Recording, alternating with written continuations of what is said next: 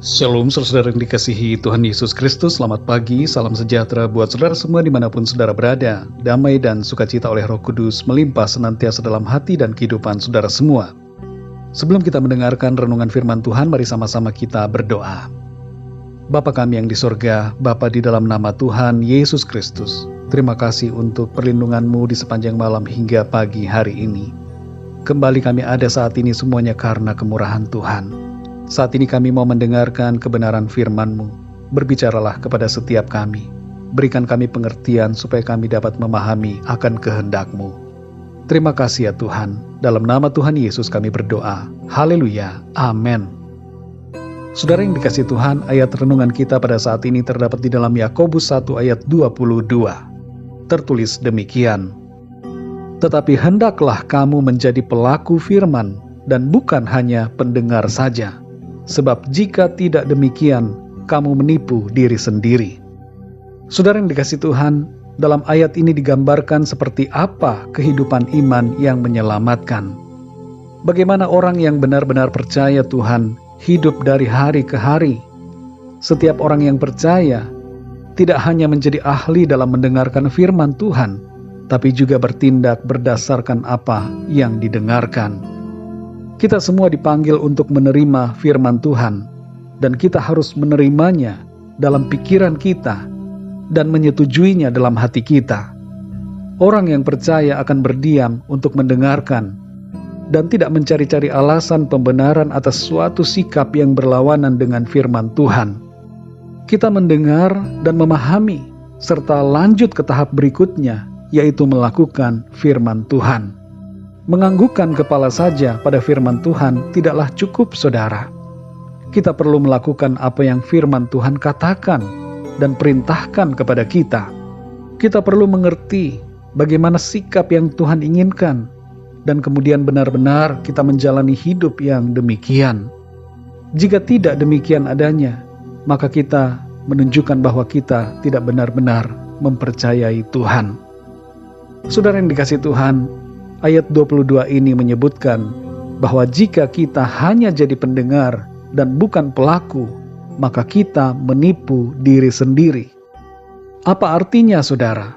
Artinya kita sedang merugikan diri kita sendiri, dan kita akan kehilangan hal yang paling berharga, yaitu keselamatan kita.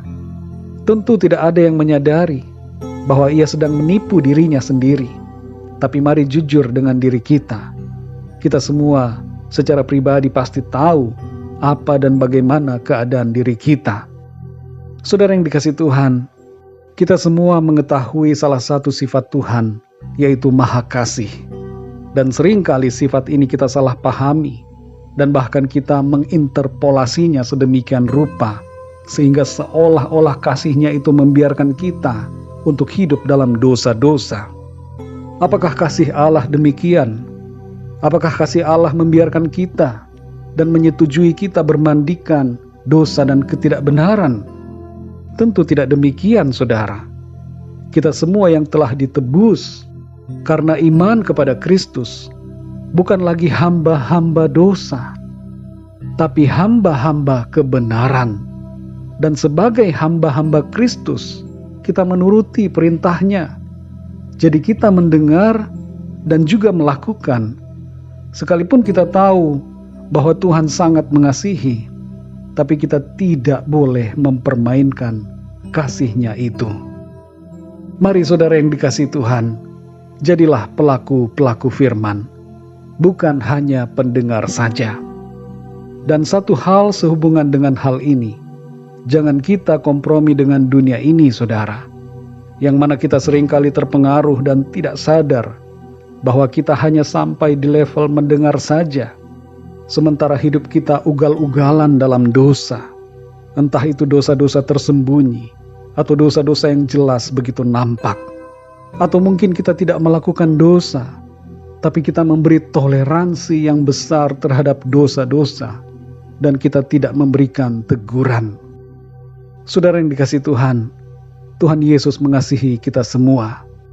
Karena itu, mari kita juga mengasihi Dia dengan cara dengar-dengaran kepadanya, hidup seturut dengan kehendak-Nya.